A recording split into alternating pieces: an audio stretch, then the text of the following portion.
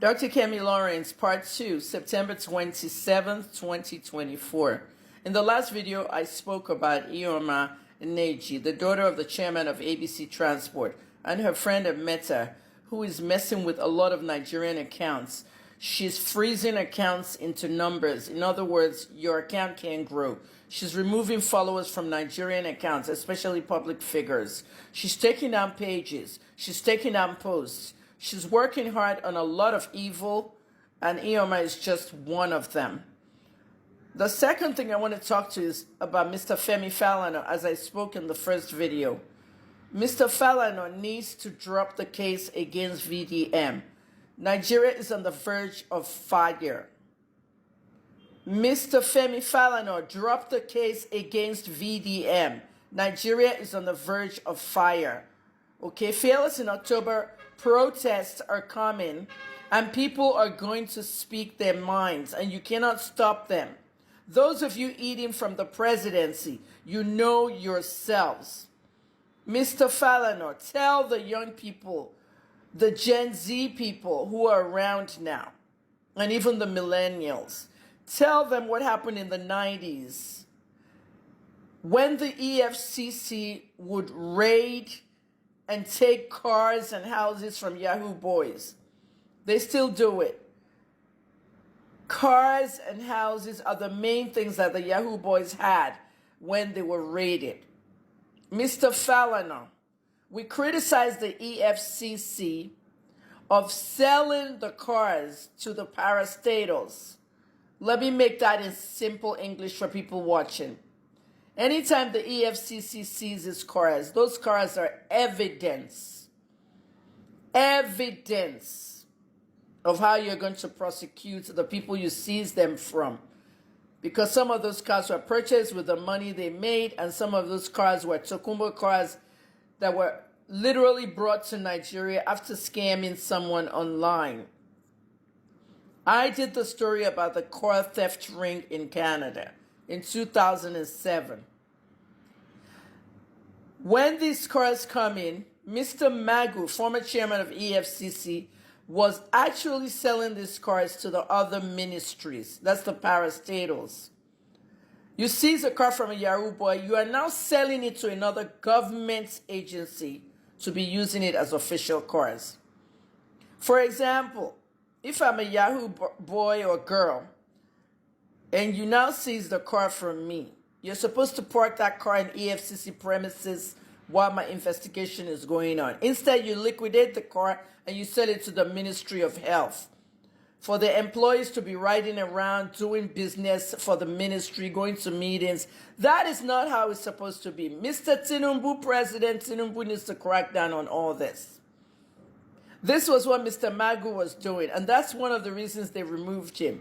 Even during Bawa administration, the same thing was going on. Selling proceeds of Yahoo boys, especially cars, to parastatals. Now let's go back to Femi Falana. Mr. Falana, when Nuhu Ribadu of the NSA was the chairman of the EFCC during the 90s, the spokesman for the EFCC is someone I know very well and a friend. That person is Femi Baba Femi, who is also now the spokesman for the NDLEA. And Femi did an excellent job, especially during the Atiku Halliburton time, as the spokesperson for the Economic Financial Crimes Commission. Mr. Falana, why don't you tell the young Gen Z that in those days when Ribadu was heading the EFCC, the houses they seized from politicians and the cars they seized from many politicians were purchased by you? Yeah, Mr. Falana, you bought houses that were seized and you brought cars that were seized. Did you buy them during an auction? No. Did you pay the EFCC to acquire those houses? Yes. So that you can resell them. Yes or no? Yes. You bought stolen goods or proceeds of stolen goods and you resold them, Mr. Falana, and you call yourself a human rights lawyer. You see, there are journalists out here who know your background, and one of them is Kemi Kemi Lawrence, formerly Kemi Olunloyo. And the whole thing that the youth has to know is that journalism is a rough draft of history. History shapes the past and the future. The evils you have done, Mr. Falana, in the past cannot be overlooked because you're part of the rotten system. You jump into every human rights case or any case where someone's been arrested by the president or by the totalitarian regimes, and you act as if you want to help them when you're actually eating with the enemy on the side. So I feel young people, especially Gen Z, need to know your background. You were buying the cars and the houses seized in EFCC raids, and you were doing business with them. You have a long history with the EFCC. Mr. Falana, did you collect 10 million on behalf of Bobrisky to make the charges go away? The money laundering charges. That's what's at hand now, not putting Falakemi in front to sue VDM. Did you or did you not collect that money?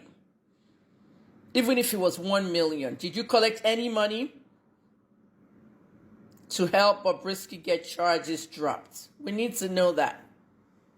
Secondly, Nigerian celebrities. I'm going to out you. I already don't like many of you. When I was doing journalism in Nigeria, before I retired after my 3 decades, I used to solicit donations and ask people to donate to my work. If everybody donated 1,000 naira to my work, I'll probably have millions and millions now to even open my own media house. But that didn't happen because you don't like the truth. But you went and donated a reported 70 million to Bobrisky while he was in prison. VDM detected that information. Now listen to that information. Celebrities donated 70 million to Bobrisky in prison. Who are these celebrities? When VDM exposed that, that was the tip of the iceberg. Fisaya Shoyamba did an investigation to find out that 3 weeks after he went to prison, he was moved out. What I detected from this 70 million donation to Bobrisky in prison is, why did they donate that money to him in the prison? Did they donate that money to crowdfund his bribes? 15 million for the EFCC, 10 million for Falana, 3 million for VIP section of the prison. Where is this coming from? And Bobrisky is still lying. Who are the celebrities that gave Bobrisky money in the prison? I need to know every one of them. If you know who they are, into my DM on Instagram or my email, kemiolunloyo444@gmail.com. I need to know the celebrities. I don't want rubbish information. Okay, I don't want to tarnish or defame anybody. I don't do that nonsense. I want to know exactly where all that money came from, because we're not talking about this. We're talking about Falana. We're talking about their lawsuit that they used to blind all of us because they're a cartel. The FFC, I named them, Falana Family Cartel. They are a cartel. A mother, a father, a daughter, a son, harassing Nigerians because the truth wants to come out. Mr. Falana, you have been buying stolen goods for a long time and selling houses and selling cars that you brought from the EFCC, destroying people's lives. When has the EFCC had a real trial for young people? Or you think I'm stupid? I was in Port Harcourt prison with many EFCC inmates. And when we went to court and they went on that stand, all these cases had no credibility. The only ones that really got convicted were the oil thieves, the young boys who will go to the oil thing and steal oil. And they're stealing that oil for politicians. They get caught, they have to go to EFCC court.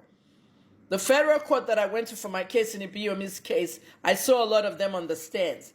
Ordinarily, they can't prosecute many of them.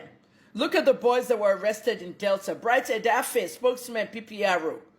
Why are we not training these young men on computers and tech, like I said on Hush Puppy interview on Arise? Now they're going to HK school, Hustler's Kingdom. Change